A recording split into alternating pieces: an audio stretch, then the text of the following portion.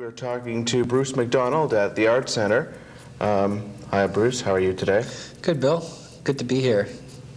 Great. Canadian capital of rock and roll worship.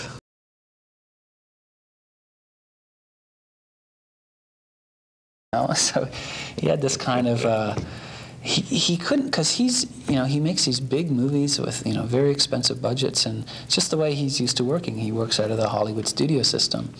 So to him, the way we make movies was just almost, it was very foreign to him. He just couldn't quite understand how we could make a movie that looks so great and so entertaining for like literally nothing. I mean, in terms of, when you compare, a couple $1 million to, $40 million, it's really hard for him to kind of figure, how do you guys do it, So he just kind of imagined us as pirates, I guess. Have you seen many films from his own film school?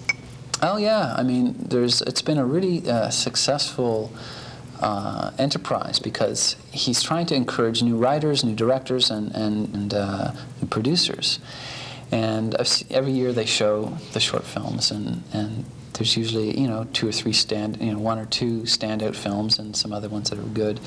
But what's great, what's beginning to happen is that I'm beginning to kind of raid. I've just begun working with a writer that's just come out of, his young woman who's 23 years old, and we're writing now a new screenplay. And some other people that I've come into contact with that have gone through that school. Don McKellar, who I work with, I went to the Norman Jewison Film Center for Advanced Studies, something, whatever it's called. But it's a really good, it's becoming a really good little idea factory. So I think it's a good thing. That's great. What do you suppose it is about Canadian films that causes people, right when they're flipping through the channels or something like that, to say, oh, that looks Canadian? It's the sound. It's sort of the unconscious thing where it's, a lot of the Canadian films I saw in the sort of 70s, 80s were, some good, good productions, good stories, but there was something, always to me anyway, about the sound, that it seemed very kind of quiet, or it seemed very, the sound itself seemed very narrow, and somehow you could just tell, there was no score. Music was very, spotty. Even the sound effects were very thin. I mean, it sounds kind of stupid, but it's sort of, that's something for me that's always been an indicator, is the sound quality. And but I think you're finding that's changing a lot, because the films are now looking really, really nice.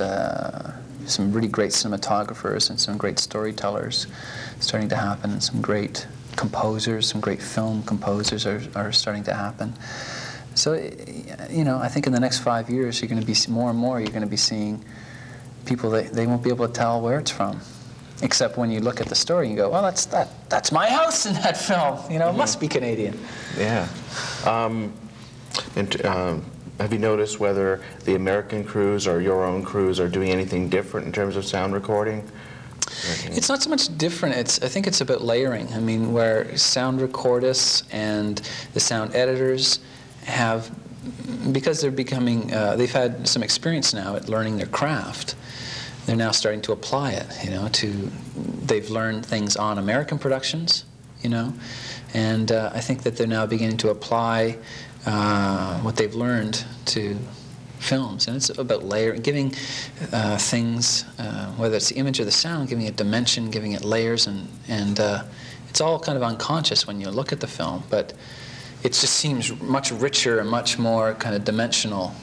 I mean, the fact that the last 2 films we've been able to use like Dolby surround sound makes a huge difference, because sound can make a film seem really big.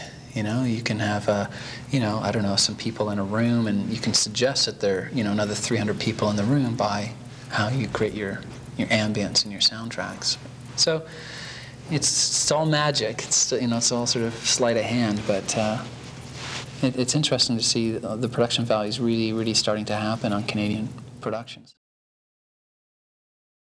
So do you conceive these ideas yourself, or I mean, do you initiate these projects, or are you constantly reading spec scripts from other people at all? Some scripts come from the sort of the dark, the sort of strange parts of my brain. I guess like Highway 61 and Roadkill.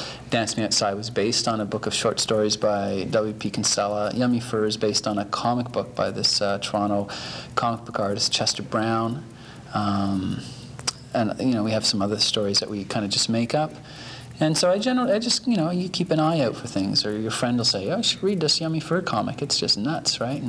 And sometimes you just read it for enjoyment, but sometimes you think, this would make a hell of a movie, So then you just, it's a long, long process often to, from the time you sort of make up your mind to the time you're actually rolling film through the camera. It can be anywhere between, a year and 5 years sometimes between, because it just takes time.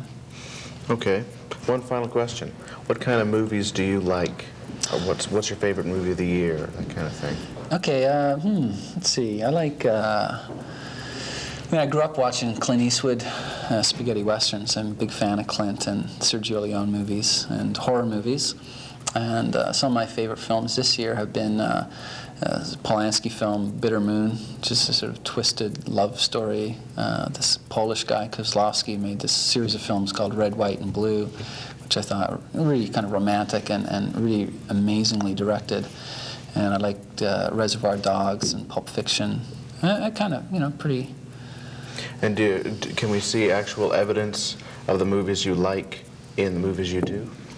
Sometimes, I mean, at this point, I'm just learning how to make them, So, and that's half the battle. Now I'm sort of starting to think, well, I'd love to make I'd love to make a great sort of porno movie someday. And I don't think that's ever been done. Not sort of just porno for porno's sake, but just a great movie about sex, that has amazing sound and kind of a story, and that you could watch on a big screen, that's not just some dumb thing shot in somebody's basement, but something really challenging and something really exciting. So, someday, start to apply the things that you've read, or, someday make a film about, a great science fiction movie or a great Western, there's a great book by this guy, Michael Ondaatje, called The Collected Works of Billy the Kid, which I think would be a great film. So you just hope that, I just hope that I'm lucky enough to be, continue to be able to make films and start to apply maybe film, and make some genre things, like Hong Kong action films. It'd be great to make like some kind of martial arts film, or I don't know. So, there's the what you want to do, and then there's the kind of practical reality sometimes. So you try to sort of get myself kind of figure out how to make a film, and then start to explore a bit more. Great. Thanks very much, Bruce. Right on. Welcome. Great. Dance Me Outside sounds like a good film, and I'll make sure that I see it. Bill Larochelle for Cable 12. Have a good day. Very good. Thank you, Bruce. Good. Thank you.